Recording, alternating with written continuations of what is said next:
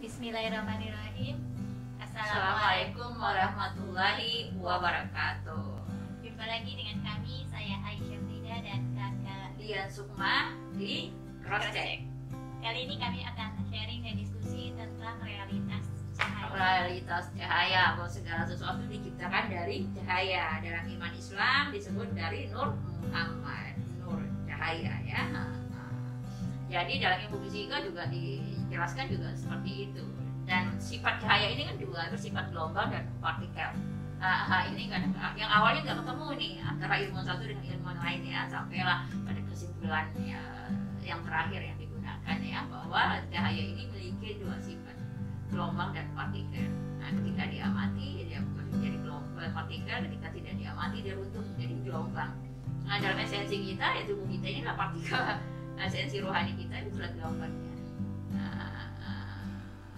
Jadi kita inilah realitas cahaya tercipta dari sifat cahaya itu tadi, partikel sekaligus gelombang dalam satu kali pandangan.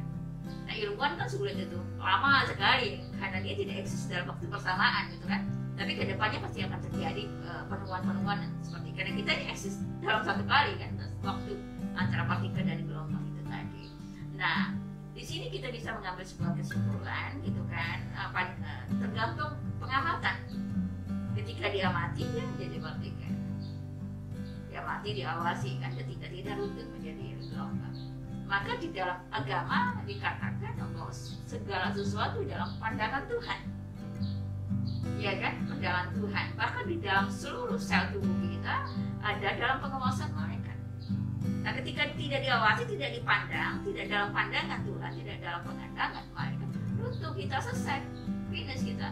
Maka ketika Allah memerintahkan kepada malaikat kan untuk menyudahi kita kan, ya menyudahi pandangannya sehingga runtuh eksistensi kita sebagai manusia ini. Gitu.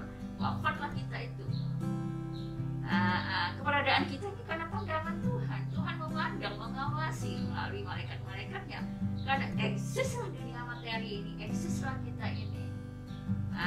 Eksislah rezeki kita, eksislah ini itu kita. Karena malaikat mengawasi kita, memandang sehingga eksistensi material partikel ini menjadi eksis di dalam dunia ini. Ketika perintah Allah pada malaikat itu untuk berpaling, runtuhlah segala sesuatunya. Maka di kita ini kan selalu ada malaikat penjaga kita yang disebut malaikat pelindung kita, itu selalu ada. Nah, ketika kekuatan kegelapan segala sesuatu yang buruk itu datang dalam diri kita, Allah memerintahkan malaikat itu menyingkir dulu baru dia bisa masuk. Jadi kita inilah realitas dari cahaya dalam kedua bentuk sekaligus. Nah, tadi kalau disampaikan bahwa inti dari cahaya itu sendiri adalah Nur Muhammad, adakah cahaya-cahaya lainnya sebenarnya, atau memang kita ini rangkaian cahaya atau seperti apa? Ya, kita ini rangkaian cahaya arus-arus gitu dengan mengejawanta dari alam rohani ke alam materi. Realitas kita ini tersambung dan terhubung karena ada realitas elektromagnetik di dalam tubuh kita gitu kan, sehingga mengaruhlah energi kita kan, melahirkan cahaya di dalam diri kita.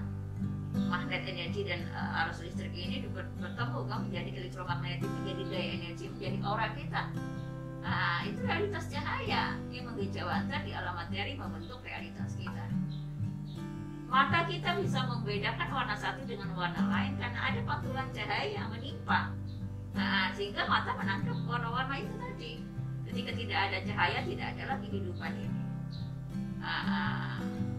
Artinya kalau seseorang mengatakan bahwa melihat orang lain bercahaya itu sebenarnya benar ya Kak ya? Tapi jangan lupa setan juga benar.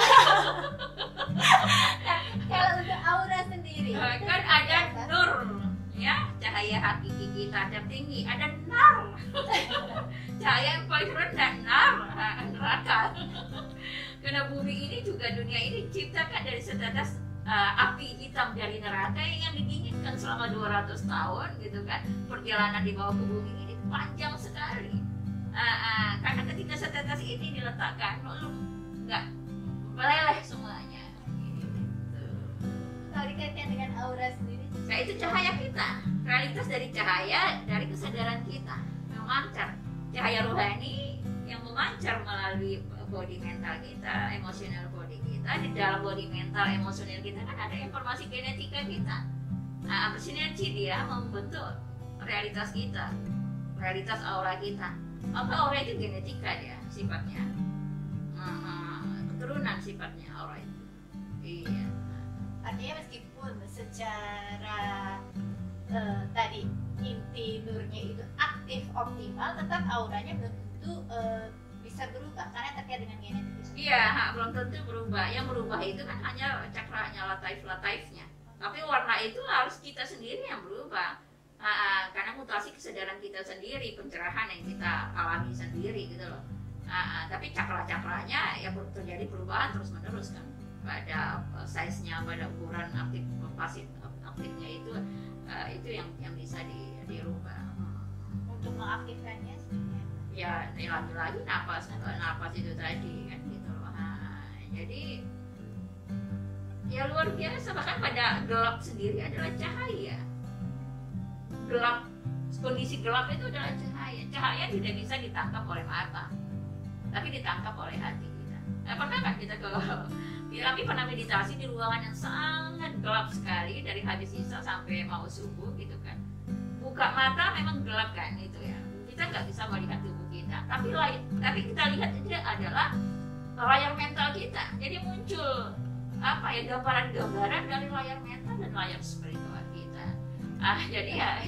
Jadi kita untuk mengaktifkan kehidupan internal kita itu memang harus berada di dalam ruangan yang gelap.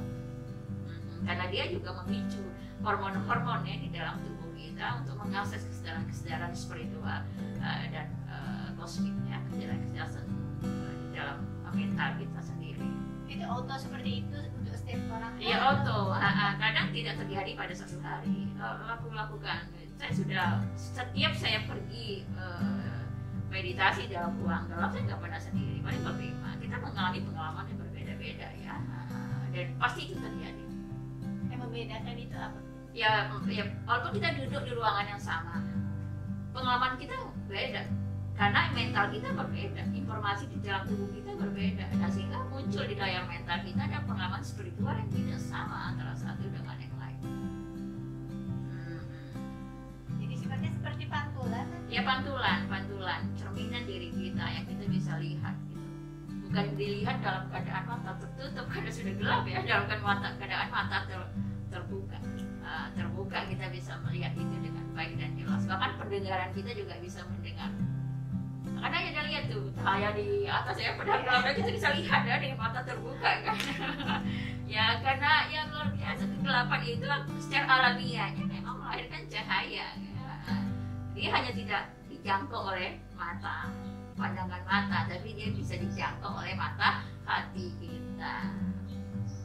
Apakah artinya di sekeliling kita juga seperti itu sebenarnya kan? Iya.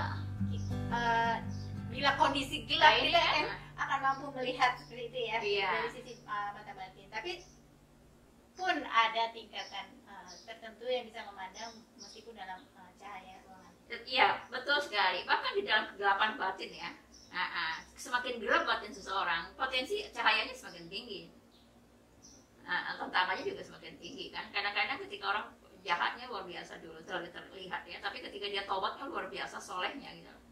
Karena pasti sebanding tingkat kegelapan dan tingkat pencerahan itu sebanding. Jadi kita nggak perlu menghujat ya, menghakimi orang ya, karena ya seperti itu ya. Maka dalam Islam kan kita dianjurkan untuk saling mendoakan, karena itu yang paling menyelamatkan bagi kita dan juga bagi orang lain. Kalau kita bicara salah benar, kamu salah, saya benar, gak ada habis-habisnya gitu. Nah karena kemampuan reda, bahkan ketika kita benar sekalipun, kemampuan reda dan memaafkan itu tentu akan menaikkan kesadaran dan level batin kita. Makomnya menjadi melompat kan. Jadi lompatan makom batin, akselerasi ya. Pada suatu perbuatan yang nggak mungkin kita maafkan, tapi kita mampu memaafkan, terjadi akselerasi di dalam mental kita, dalam aspek spiritual kita. Jadi hidup ini lautan cahaya. Bahkan pada kegelapan yang kita lihat adalah cahaya yang tidak bisa ditangkap oleh mata, tapi bisa ditangkap oleh mata hati kita. Nah sampai pada puncak pandangan kita melihat esensi Tuhan di dalam gelap dan terang itu tadi. Nah, ketika kita hanya melihat pada cahaya itu di dalam keadaan terang gitu kan, jadi kita hanya terbatas dalam pandangan kita, memandang Tuhan menjadi terbatas. Tapi ketika kita melihat cahaya di dalam gelap gitu kan, nah disitulah pandangan kita menjadi utuh. Ketika udah utuh, baru esensi ilahiyah ini bisa kita tangkap di dalam seluruhnya. Nah, sehingga dalam sufistik dikatakan kemana wajahku memandang, aku melihat dia. Nah, kadang kita sudah mampu melewati pandangan duality ini tadi gitu loh. Asik kan? Tapi ya prakteknya ya kita harus serius ya mempraktekkan itu, membangun, terus melatih diri kita sampai kapan? Ya sampai akhir hayat kita. Karena itu bukan proses sehari dua hari ya, proses yang terus berlangsung. Akhirnya sampai liang lahat. Tentulah ilmu sampai liang lahat. Ya berlatihlah sampai meninggal, sampai wafat, sampai ajal menjemput, enggak sampai liang lahat.